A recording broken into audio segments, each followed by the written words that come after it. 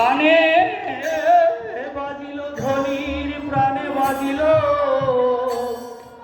অঙ্গি অতিক্রম পরিত্যাগ করে আজ গোপী ঘরের বাহির হলেন। কিন্তু কপট নিদ্রায় নিদ্রিত তার স্বামী আজ তার স্ত্রীকে খুঁজে নিয়ে তার কেশ আকর্ষণ করে বলছে, ওরে ওরে পাপি অসিনী, এত রাতে তুমি কোথায় যাচ্ছ? ও আমি কোথায় যাচ্ছি জানো? আমি আমার পরাণ পত্নীর কাছে যাচ্ছি। কি? আমি বাদে তোমার আরো পতি রয়েছে? হ্যাঁ মা, আসলে আমাদের প্রত্যেকেরই পতি রয়েছে। কি রকম পতি? পরাণ পতি, পরম পতি। আমরা এই জাগতিক যুগের সংসারে এসে দেহ ধর্ম রক্ষা করবার জন্য স্বামী স্ত্রীর বন্ধনে আবদ্ধ হয়ে থাকি।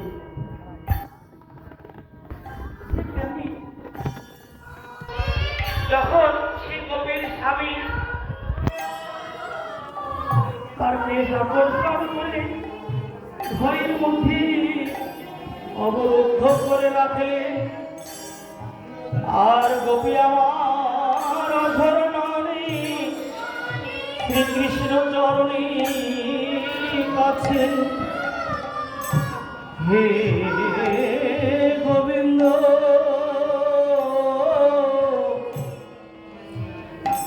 বড় সাধ করে এই বৃন্দাবনে এসেছিলাম, ভাব যজ্ঞ দেহ পেয়েছিলাম তোমার সেবা করব বলে।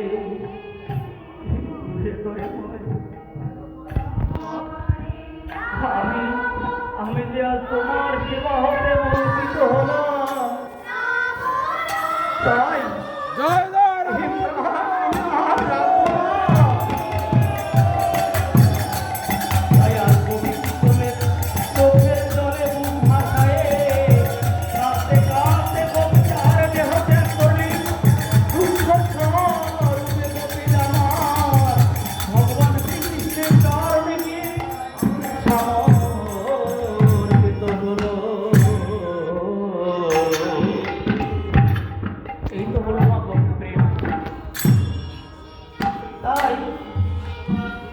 আজ গোপীর প্রেম দেখেন প্রতি ঘরে অবরুদ্ধ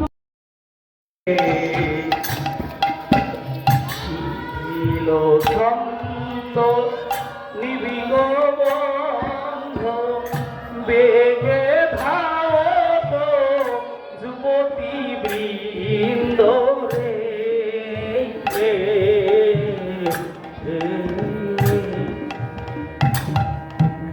বসন বসন রসন চেলি, হসন বসন রসন চেলি, গলিত বেহিল লনি রে, গলিত বেহিল লনি রে। আর এমন ভাবে ভগবানের সামনে যাচ্ছেন,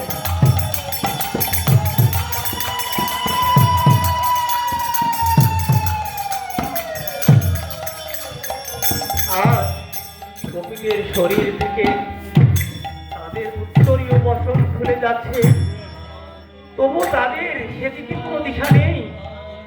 চুলগুলো এলোমেলো হয়ে খসে খসে পড়ছে, গলের বালা খসে পড়ছে, সেদিকে গোপীর আর কোনো খেয়াল নেই। এমন করে আবার তারা যে কাজ করেছে সেটা তো শুনলেনি।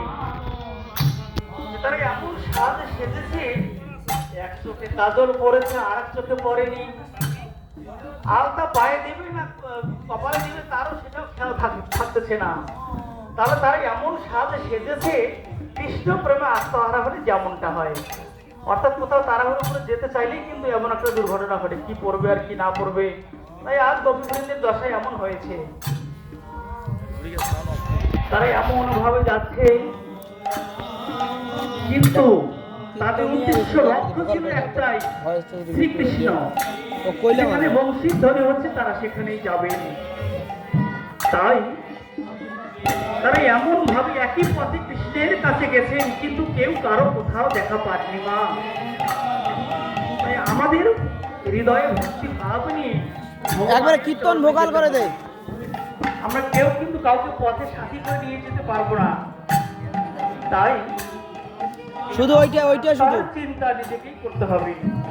আপনার বৃদ্ধি আপনাকে জানো, অর্থাৎ নো দাই সেলফ, নিজেকে জানো। যে নিজেকে জেনেছে সে তো তার ঈশ্বরকে চেনেছে মা। তাই নিজেকে চিনুন, নিজেকে জানুন, তবেই আমাদের মানব জন্ম সার্থক। আজ এমনি করে যখন বনের দিকে ধাবিত হলেন, ভগবান শ্রীকৃষ্ণ কোথায় আছে খুঁজতে খুঁজতে তারা হতাশ হয়ে গেছেন। কোথায় বংশীর ধ্বনি হচ্ছে? ওই আমাদের কৃষ্ণকে তো খুঁজে পাচ্ছি না।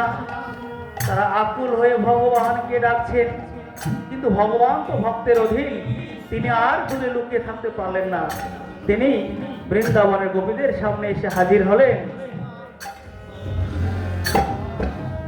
হরিবল হরিবল। তখন এত গভীর রাত্রে,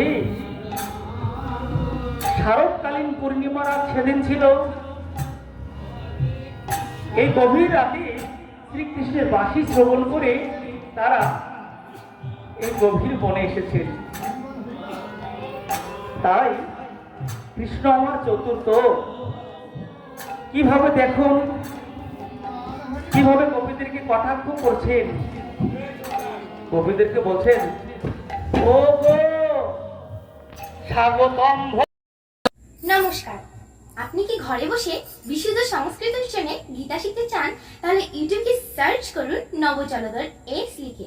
চ্যানেলের প্রতিটি ভিডিও আপনাকে সংস্কৃত উচ্চারণে গীতা শিখতে সাহায্য করবে।